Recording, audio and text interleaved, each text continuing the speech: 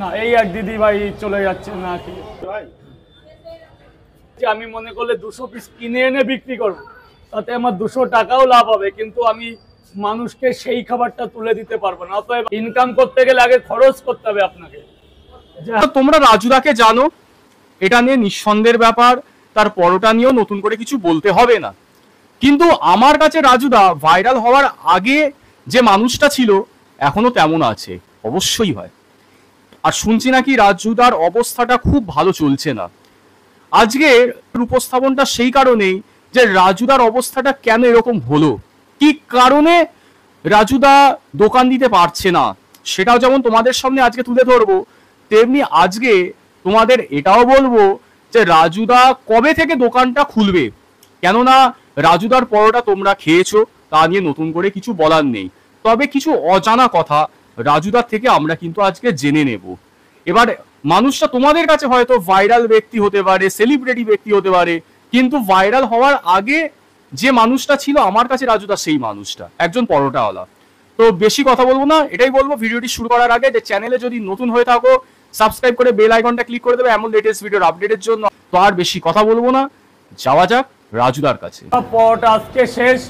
পরোটা শেষের আগে বলো তুমি কেমন আছো? আমি ভালো আছি, তুই ভালো আছো? আমি ভালো, একটু অসুস্থ ছিলাম, শরীরটা খুব একটা ভালো না। আচ্ছা, তার মধ্যে দিয়ে ভালো আছো? তার মধ্যে দিয়ে ভালো আছে। আচ্ছা, যেটা আমার বলার যে আজকে অনেকে কিন্তু না খেয়ে চলে গেল, কিন্তু লক্ষ্য করলাম, তো কারা কারা হচ্ছে আজকে এসেছিল দূর থেকে?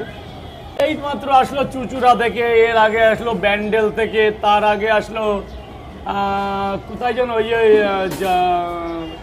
ত্রিপুরা আগরতলা থেকে। এই চাচা একজন দাঁড়িয়ে আছে, এই দুই ভাই দাঁড়িয়ে আছে। না এই এক দিদি ভাই চলে যাচ্ছে না কি। আচ্ছা, তো তোমার শরীরের অবস্থাটা খুব খারাপ ছিল, কবে থেকে দোকানটা খুলেছো? এই তো আজ থেকে, এর মধ্যেও 4 দিন ছুটি করেছি। আচ্ছা, আবার কালকে করে আবার রোববার থেকে 4 দিন ছুটি। এখন তো গরমের ছুটি আছে, তো বিশাল পরিমাণে গরম, তো এই গরমের মধ্যে তুমি পরোটা বিক্রি করতে পারবে? আমার এই তো আজকেও তাপমাত্রা তো আকাশ ছোঁয়া, তাও তো এই খাবারটা পুরো একদম সলিড খাবার, মানুষের তো খেতে তো হবে। না না, কিন্তু তোমার তো বিক্রি করার ব্যাপারটা তো থাকে। হ্যাঁ, এবার বিক্রি করে আমি আসলেই বিক্রি। আচ্ছা, এইবার মানুষের তো খেতে তো দিতে হবে। তা আমি মনে করি এই গরমে এই হালকা খাবারের উপরে আর কোনো খাবার হতে পারে না। রাজুদা কবে থেকে তুমি আসুনি? আজকে হয়ে গেছে 4 দিন আসি না।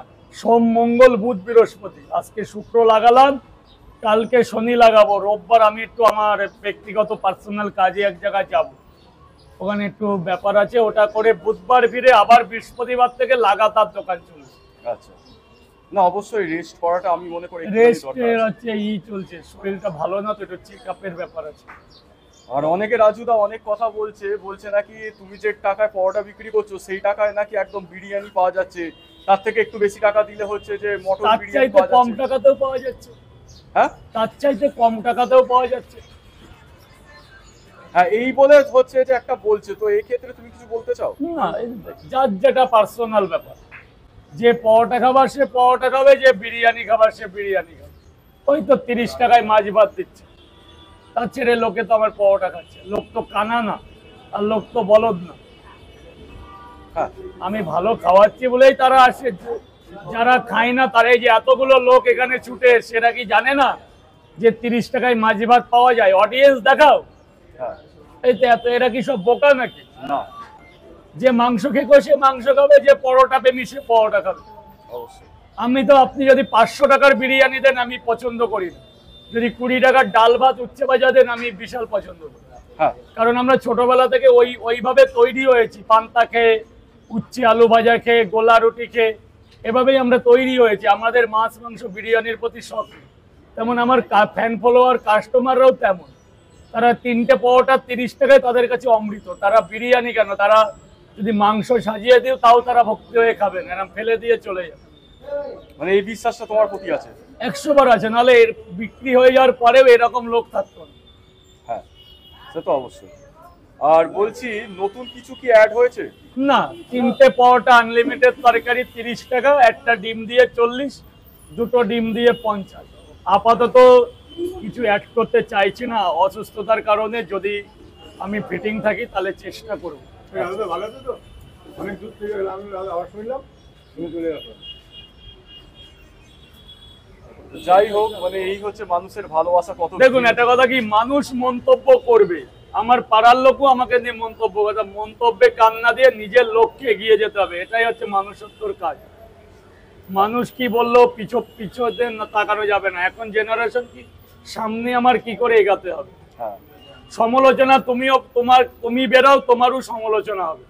অতএব আমরা বাঙালি, সমালোচনা আমাদের বইতে, কিন্তু ওদিকে লক্ষ্য দিলে হবে না। নিজের লক্ষ্যে পৌঁছাতে গেলে মানুষকে ভালোবাসতে হবে, বাচ্চাকে ভালোবাসতে হবে, মানুষকে শ্রদ্ধা করতে হবে, বয়স্কদের সম্মান করতে হবে। আমি যেটুকু মনে করি, আমি ছোট মানুষ, বুঝি কম, ছোট ছোট জিনিস নিয়ে ভাবনা, এরকম ফুটপাতে পরোটা বিক্রি করি, মানুষের ভালোবাসা পেয়েছি, এই আমার বড় পাওনা। পৃথিবীর শ্রেষ্ঠ পাওনা হচ্ছে ভালোবাসা। হ্যাঁ, সে তো অবশ্যই। আর বলছি যে ব্যাপারটা, অনেকে বলছিল যে এই জায়গা থেকে আর থাকবে না, এইসব বলছিল, এটা কি সত্যি কথা? না থাকলে অন্য কোথাও করে নেব। এক জায়গা থেকে উঠে গেছে, এখান থেকে কোনো না কোনো জায়গা তৈরি করে নেব। পৃথিবীতে যে পাগল তারও দোমোটো খাওয়া জোটে, যে অনাথ রাস্তায় ঘুরছে তারও পেটটা ভরে যায়, তো আমারও দিন চলে যাবে কোনো না কোনো ভাবে। যাই হোক, এত সমালোচনার মাঝে আমার একটা প্রশ্ন, যে আপনি কিভাবে নিজেকে সামলান? আমার এটা ভালো লাগে না, অনেকে তো নিতে পারে না জিনিসটা। না, সেটা মানুষকে তারা ভালোবাসেন। ওই পুজোটা আপনি বয়স্করে করে দেখুন না, একটা অন্যের সন্তানকে কাছে টেনে নিন, একটা সমবয়স্কে ঘাড়ে হাত দিয়ে সেলফি তুলুন না, দেখেন আপনি নিজে ঈশ্বরের দেখা পেয়ে গেছেন। হ্যাঁ, এটা ঠিক কথা। মানে খুবই দুঃখের বিষয়, অনেকে আসছে আর চলে যাচ্ছে, বলছে শেষ হয়ে গেছে। এগুলো আমার দুর্ভাগ্য, কারণ আমার শরীরটা খারাপ, আর আমি মনে করি আমার তৈরি করা জিনিসই আমি লোককে খাওয়াতে চাই। আমার এখন ফুরিয়ে গেছে, আমি মনে করলে 200 পিস কিনে এনে বিক্রি করব, তাতে আমার 200 টাকাও লাভ হবে, কিন্তু আমি মানুষকে সেই খাবারটা তুলে দিতে পারবো না। অতএব আমার দরকার নেই, আমি মানুষকে বলি ভাই নেই, আমি সরি, হয়ে গেল, আমি কালকে আবার খাওয়াবো, কিন্তু যেটুকু খাওয়াবো ভালো খাওয়াবো, যেটুকু খাওয়াবো সলিড খাওয়াবো, যাতে লোক ওই 30 টাকার মাংস ভাত পেলে আমার কাছে আসে। নিশ্চয়ই কোনো কারণ আছে, নাহলে আমি মালটা তো বিক্রি করে এমনি এমনি বাড়ি যাচ্ছি না, না সবাইকে বিলাচ্ছি না, বিক্রি করে তাদের কাছে টাকাটা তো নিচ্ছি, তাহলে খাবারের কোয়ালিটিটাও সেরকম করছি। মানে যা করবে একদম সৎ পথে, যেটুক করবো সৎ পথে, আর যেটুক করবো সততা নিয়ে। আমি 200 টাকা যেমন ইনকাম করব, তেমন 100 টাকা খরচাও করবো। খরচার মন যদি আমার না থাকে, তাহলে কি করে আমি ইনকাম করব? মানে উদারতা। ইনকাম করতে গেলে আগে খরচ করতে হবে আপনাকে, যে হ্যাঁ আমি এখানে 500 খরচা করতে পারবো, তবেই আপনি 700 ইনকাম করতে পারবেন। একদম, খুব ভালো লাগলো কথা শুনে। আর কেউ যদি আসতে চায় কিভাবে আসবে? হ্যাঁ বাবা, শেষ, আমি কদিন একটু তাড়াতাড়ি হয়ে যাবে, এই সপ্তাহ পরে আবার মাল বাড়বে গো। আমি ট্রেন প্রত্যেক লাইনে গন্ডগোল, আর আমি অসুস্থ, আমি এমনি 4 দিন আসিনি, শরীরটা ভালো না।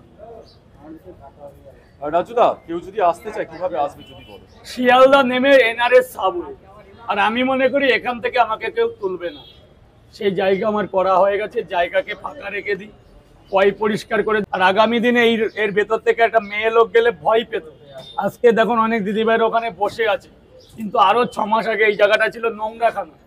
তো দেখো, আমি একটা কথা বলছি যে রাজুদা, তোমরা শুনেই নিয়েছো কবে থেকে দোকান খুলবে।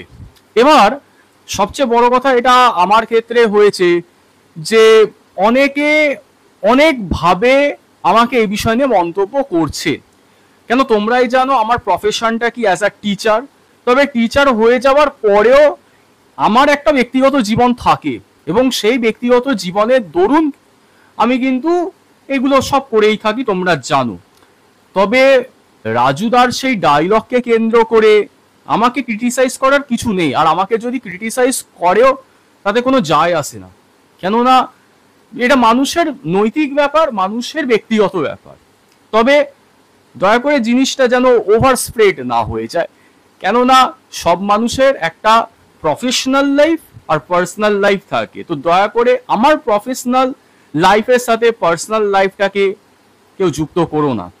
অবশ্যই যদি খামতি থাকে, ত্রুটি থাকে, আমাকে আড়ালে বা পার্সোনালে বলতে পারো, আমি সেই জায়গাটা অবশ্যই দেখব, আর আমার দেখার কর্তব্য। কেননা অনেকে আমাকে কমেন্ট করেছেন যে দাদা এডিটিংটা ভালো হচ্ছে না, দাদা আপনার এটা খামতি আছে, আমি কিন্তু সেটা তুলে ধরেছি। পরের দিন থেকে আপনারা দেখতেই পারবেন যে সেই জায়গার আর খামতি নেই।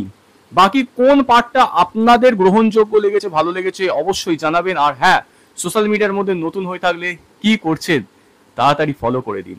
তো দেখা হচ্ছে নতুন ভিডিওতে, আজকের জন্য বাই।